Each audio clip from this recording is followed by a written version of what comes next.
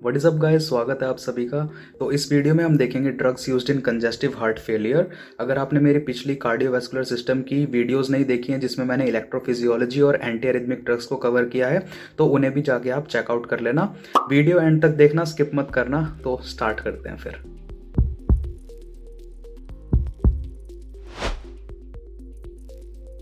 Drugs used in congestive heart failure और congestive cardiac failure, इन drugs को हम कार्डियोटॉनिक्स भी कहते हैं। कार्डियोटॉनिक्स। कंजेस्टिव हार्ट फेलियर क्या होता है? कंजेस्टिव हार्ट फेलियर एक कंडीशन है जिसमें हार्ट जो है सफिशिएंट अमाउंट में ब्लड को पंप नहीं कर पाता है। तो एज ए रिजल्ट क्या होगा? Blood supply decreases to various parts of the body. Blood supply decrease हो जाएगी, दूसरे बॉडी पार्ट्स में ब्लड नहीं पहुंचेगा। ठीक है, अब बात करते हैं सिम्टम्स इन कंजेस्टिव हार्ट फेलियर। सिम्टम्स क्या होंगे? सबसे पहले तो फैटीग और टायर्डनेस। फैटीग और टायर्डनेस क्यों होगा? क्योंकि ब्लड सप्लाई अगर डिक्रीज हो गई है हमारी बॉडी में तो टायर्डनेस तो आएगी। नेक्स्ट है डिस्पनिया। डिस्पनिया क्या है? शॉर्टनेस ऑफ ब्रेथ और पेनफुल ब्रीथिंग। ठीक है, due to accumulation of blood in lungs. And heart congestion due to accumulation of blood in the heart, क्योंकि ब्लड तो वो पंप कर नहीं पा रहा है हार्ट, तो वो ब्लड हार्ट के अंदर ही एक्यूमुलेट हो जाएगा जिसकी वजह से उसमें कंजेशन हो सकता है। नेक्स्ट है treatment of congestive heart failure. Treatment कैसे कर सकते हैं हम? अब देखो, दो चीजें होती हैं, नंबर ऑफ कॉन्ट्रैक्शंस और फोर्स ऑफ कॉन्ट्रैक्शन। अगर हार्ट जो है कंजेस्टिव हार्ट फेलियर में क्या है, पंप नहीं कर पा रहा है ब्लड को, तो हमें इसकी फोर्स ऑफ कॉन्ट्रैक्शन पे काम करना है, नंबर ऑफ कॉन्ट्रैक्शंस पर नहीं। नंबर ऑफ कॉन्ट्रैक्शन से क्या होगा? हार्ट बीट फास्ट हो जाएंगी। फोर्स ऑफ कॉन्ट्रैक्शन से क्या है? फोर्सफुली वो ब्लड को पंप करेगा। तो हमें इस चीज पर काम करना है। तो to treat congestive heart failure we have to increase the force of contraction. और फोर्स ऑफ कॉन्ट्रैक्शन वाले एक्शन को क्या बोलते हैं हम? आइनोट्रोपिक। ठीक है, आइनोट्रोपिक। और जो नंबर ऑफ कॉन्ट्रैक्शन का एक्शन होता है उसे बोलते हैं हम क्रोनोट्रोपिक। ये दोनों आपने बहुत सुने होंगे, आइनोट्रोपिक एंड क्रोनोट्रोपिक। दो चीजें और होती हैं, ड्रोमोट्रोपिक एंड ल्यूसिट्रोपिक। ये दोनों क्या होते हैं? ड्रोमोट्रोपिक और ल्यूसिट्रोपिक एक्शन। ये आप मेरे को कमेंट सेक्शन में बताना। नेक्स्ट चलते हैं आगे। फोर्स ऑफ कॉन्ट्रैक्शन जो है वो किस चीज पर डिपेंड करता है? Availability of calcium and cyclic AMP. Myocardial cells के अंदर कितने अमाउंट में कैल्शियम और साइक्लिक एएमपी प्रेजेंट है। ठीक है, तो कंजेस्टिव हार्ट फेलियर को ट्रीट करने के लिए जो मैकेनिज्म यूज होता है उसमें या तो हम कैल्शियम के लेवल को इंक्रीज करते हैं या फिर साइक्लिक एएमपी के लेवल को इंक्रीज करके हम इसको ट्रीट कर सकते हैं। कैल्शियम ज्यादा होएगा हार्ट के अंदर तो फोर्स ऑफ कॉन्ट्रैक्शन बढ़ेगा, और साइक्लिक एएमपी से भी सेम काम होता है। ठीक है, तो सबसे पहले हम बात कर लेते हैं drugs which increase the level of calcium. तो उनमें सबसे पहले जो ड्रग्स आती हैं वो है कार्डियक ग्लाइकोसाइड्स, जो कि बहुत ज्यादा इंपॉर्टेंट है। कार्डियक ग्लाइकोसाइड्स, इसमें जो एग्जांपल्स हैं वो है डिजिटैलिस, स्ट्रोपेंथस, स्क्विल एंड थेवेटिया। ठीक है, ये चारों याद करने हैं, डिजिटैलिस, स्ट्रोपेंथस, स्क्विल एंड थेवेटिया। डिजिटैलिस में दो ड्रग्स आती हैं, डिजॉक्सिन एंड डिजिटॉक्सिन। ठीक है, ये इनके जो सोर्सेज हैं वो आपको याद करने हैं। Digoxin is obtained from digitalis lanata and digitoxin is obtained from digitalis purpurea. इन दोनों में कंफ्यूज नहीं होना है, बहुत ज्यादा इंपॉर्टेंट है कि किसका क्या सोर्स है, ये आपको रटा हुआ होना चाहिए। नेक्स्ट है स्ट्रोपेंथस। स्ट्रोपेंथस भी दो सोर्सेज से ऑब्टेन्ड होता है, स्ट्रोपेंथस कॉम्बे एंड स्ट्रोपेंथस ग्रेटस। इससे है ये के स्ट्रोपेंथस और जी, इस वाले से ग्रेटस से है जी स्ट्रोपेंथिन, जिसको हम ओबेन भी कहते हैं। नेक्स्ट हम बात करते हैं कि कार्डियक ग्लाइकोसाइड्स का मैकेनिज्म ऑफ एक्शन क्या है कंजेस्टिव हार्ट फेलियर को ट्रीट करने के लिए। ये तो हमने बात कर ली कि ये कैल्शियम का लेवल इंक्रीज करते हैं कार्डियक ग्लाइकोसाइड, बट कैसे? तो कैसे करते हैं ये? These drugs act by inhibiting sodium potassium ATPase pump. इस चीज से बहुत क्वेश्चन उठते हैं, सोडियम पोटेशियम एटीपीएस पंप से। ये इसको इनहिबिट कर देते हैं। इसको इनहिबिट करने से क्या होगा? इंट्रासेलुलर सोडियम का लेवल बढ़ जाएगा। जो हार्ट की सेल्स हैं, मायोकार्डियल सेल्स हैं, उसमें सोडियम का लेवल बढ़ जाएगा अंदर, और उसकी वजह से कैल्शियम का लेवल भी इंट्रासेलुलर बढ़ जाएगा। And this will lead to force of contraction. अब देखो होता क्या है, सोडियम पोटेशियम एटीपीएस पंप क्या करता है? 3 सोडियम को बाहर और 2 पोटेशियम को अंदर करता है। ठीक है, अब डिजिटैलिस या फिर किसी और कार्डियक ग्लाइकोसाइड ने इस सोडियम पोटेशियम एटीपीएस पंप को कर दिया ब्लॉक। अब क्या हुआ, सोडियम बाहर नहीं जा पाए, सोडियम बाहर नहीं जा पाए तो इंट्रासेलुलर सोडियम का लेवल बढ़ गया। ठीक है, सेल के अंदर सोडियम का लेवल बढ़ गया। अब बढ़ने से क्या होगा, अब नेक्स्ट चीज क्या है, सोडियम कैल्शियम एक्सचेंजर भी होता है एक।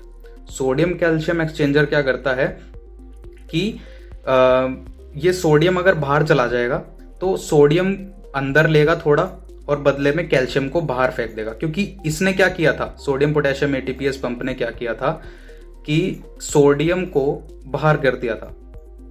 सोडियम बाहर कर दिया तो सोडियम अंदर कम होना चाहिए था।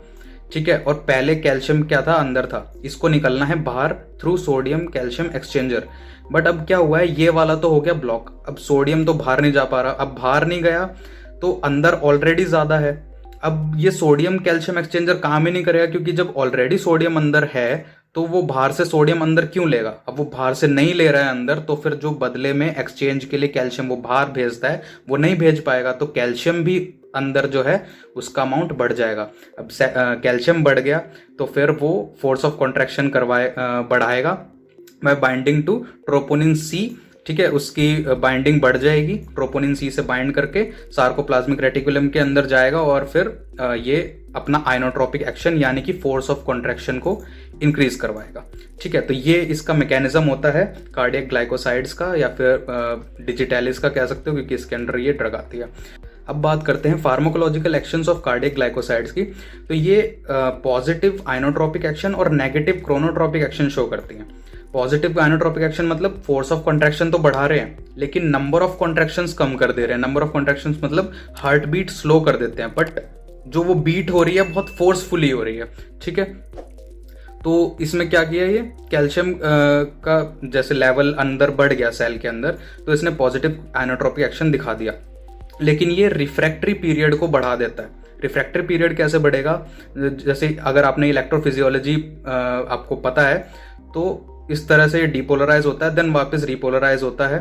जब पोटेशियम चैनल ओपन होते हैं, देन कैल्शियम चैनल ओपन होने से क्या होता है, प्लेट्यू फेज आता है, जिससे कैल्शियम जो है अंदर आते हैं।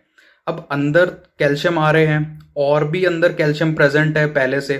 ठीक है, तो ये प्लेट्यू फेज जो है वो बड़ा हो जाता है, और बड़ा होने की वजह से नेक्स्ट जो इसके बाद जो एक्शन पोटेंशियल जनरेट होएगी, उन दोनों के बीच का गैप यानी कि रिफ्रैक्टरी पीरियड जो है वो बढ़ जाता है। This is the reason why cardiac glycoside show negative chronotropic effect. तो इस रीजन की वजह से हम इसको टैकीकार्डिया में भी यूज कर सकते हैं। अगर उसमें हार्ट बीट फास्ट हो रही है, जल्दी जल्दी बीट्स हो रही है, तो हम इसको स्लो करवाने के लिए कार्डियक ग्लाइकोसाइड्स को यूज कर सकते हैं इन एरिथमिया, जैसे लाइक टैकीकार्डिया वगैरह हो गया, या फिर एट्रियल फिब्रिलेशन, वो हम आगे देखेंगे इसमें। ठीक है, अब फार्माकोकाइनेटिक्स की बात कर लेते हैं इसकी, कार्डियक ग्लाइकोसाइड्स की। तो ये highly plasma protein bound drugs होती हैं। अगर ये प्लाज्मा प्रोटीन से ज़्यादा बाइंड करती हैं, दैट मीन्स इसका लॉन्ग ड्यूरेशन ऑफ एक्शन है, ज़्यादा देर तक काम करेगी। ठीक है, और ये जो है इनका नैरो थेराप्यूटिक इंडेक्स होता है। नैरो थेराप्यूटिक इंडेक्स मतलब थोड़ा सा भी इनका डोज अगर लेवल से ऊपर गया तो ये टॉक्सिसिटी शो करते हैं। ठीक है, तो ये दोनों इंपॉर्टेंट चीजें याद करने की। These drugs are highly protein bound, so these have long duration of action and these are highly toxic due to narrow therapeutic index. Okay, so ये दो ड्रग्स थी, digoxin and digitoxin. Digoxin is obtained from digitalis lanata and digitoxin is obtained from digitalis purpurea. So इनमें फर्क क्या है, इनके structure में देखो सिर्फ एक हाइड्रोक्सिल ग्रुप का फर्क है। यहाँ पर डिजॉक्सिन में OH प्रेजेंट है इस पोजीशन पे और यहाँ पर नहीं है। ठीक है, तो ये ध्यान रखना। साइड इफेक्ट्स क्या है कार्डियक ग्लाइकोसाइड्स के, कि ये हाइपोकैलेमिया करते हैं और क्यूमुलेटिव टॉक्सिसिटी करते हैं, विजुअल डिस्टर्बेंसेस हो सकती है, नोजिया और वॉमिटिंग भी हो सकता है। ड्रग इंटरेक्शंस की बात करते हैं कार्डियक ग्लाइकोसाइड्स की, कि कार्डियक ग्लाइकोसाइड्स अगर डायूरेटिक्स के साथ हम एडमिनिस्टर करते हैं तो सिवियर हाइपोकैलेमिया हो सकता है, एक्सेप्ट इन केस ऑफ अगर हम एडमिनिस्टर करते हैं पोटेशियम स्पेरिंग डायूरेटिक्स, जो कि पोटेशियम का एक्सक्रीशन कम करते हैं, पोटेशियम स्पेरिंग डायूरेटिक्स जो होती हैं।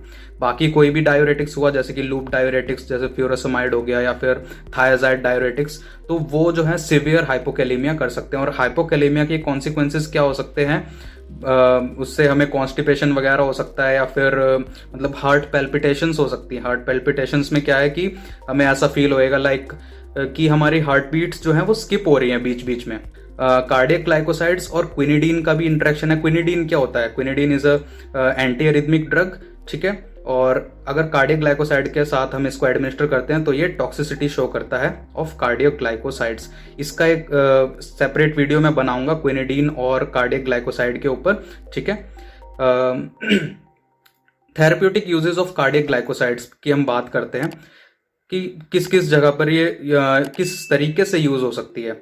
सबसे पहले तो जो हम पढ़ ही रहे हैं कंजेस्टिव हार्ट फेलियर, उसमें तो यूज होएगा ही due to positive inotropic action. और जैसा कि मैंने बताया कि टैकी एरिथमिया में ये यूज हो सकता है कि अगर हार्ट बीट फास्ट हो रही है जैसे कि फ्लटर और फिब्रिलेशन में, तो हम नेगेटिव क्रोनोट्रोपिक इफेक्ट की वजह से हम इसको टैकी एरिथमिया में भी यूज कर सकते हैं। टॉक्सिसिटी अगर इसकी हो जाती है, क्योंकि ये नैरो थेरेप्यूटिक इंडेक्स वाली है ड्रग, तो टॉक्सिसिटी होना इसका जो है बहुत कॉमन है। तो इसकी टॉक्सिसिटी अगर हो जाती है तो उसके लिए स्पेसिफिक एंटीडोट है इसका डीजी बाइंड, या फिर हम पोटेशियम सप्लीमेंट्स दे सकते हैं अगर हाइपोकैलेमिया हो जाता है। अब ये तो हो गई ड्रग्स जो इंक्रीज करती हैं कैल्शियम का लेवल। अब हम बात कर लेते हैं drugs which increase the level of cyclic AMP. Adenylyl साइक्लेज pathway में क्या होता है कि एटीपी जब यूटिलाइज हो गया तो उससे साइक्लिक एएमपी बना, और साइक्लिक एएमपी क्या करता है? फोर्स ऑफ कॉन्ट्रैक्शन को बढ़ाता है। लेकिन हमारी बॉडी में जो फॉस्फोडाइएस्ट्रेज एंजाइम प्रेजेंट होता है वो साइक्लिक एएमपी का ब्रेकडाउन कर देता है और उसको इनएक्टिव कर देता है। अब हमें क्या करना है? फोर्स ऑफ कॉन्ट्रैक्शन बढ़ानी है, क्योंकि कंडीशन क्या हो रही है? कंजस्टिव हार्ट फेलियर, हमें फोर्स बढ़ाना है उसका। तो हम क्या करेंगे? इस फॉस्फोडाइएस्ट्रेज एंजाइम को इनिबिट करने के लिए इनिबिटर दे देंगे, तो ये साइक्लिक एएमपी का लेवल बढ़ जाएगा और फोर्स ऑफ कॉन्ट्रैक्शन बढ़ सकता है, ठीक है। तो इसके इनिबिटर्स हम दे सकते हैं। साइक्लिक एएमपी क्या है? एक सेकंड मैसेंजर है। Enzyme phosphodiesterase is involved in the inactivation of cyclic AMP, तो हम फॉस्फोडाइएस्ट्रेज इनिबिटर्स दे सकते हैं।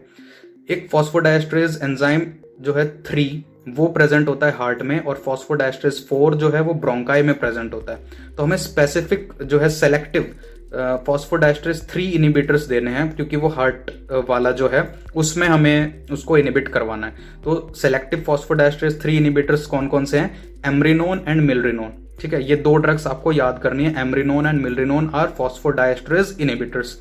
और हम क्या कर सकते हैं फोर्स ऑफ कॉन्ट्रैक्शन बढ़ाने के लिए? सिंपैथोमाइमेटिक्स जैसे कि सेलेक्टिव बीटा 1 एगोनिस्ट दे सकते हैं, डोब्यूटामिन, ये भी पॉजिटिव आइनोट्रोपिक एक्शन शो करता है। तो ये था drugs used in congestive heart failure. अगर आपने पिछली वीडियोस नहीं देखी हैं कार्डियोवैस्कुलर सिस्टम की, तो उन्हें भी जाके चेकआउट कर लेना। आई होप आपको ये वीडियो पसंद आई होगी, तो वीडियो को लाइक कर देना और चैनल को कर लो सब्सक्राइब। मैं मिलता हूँ आपसे अगली वीडियो में।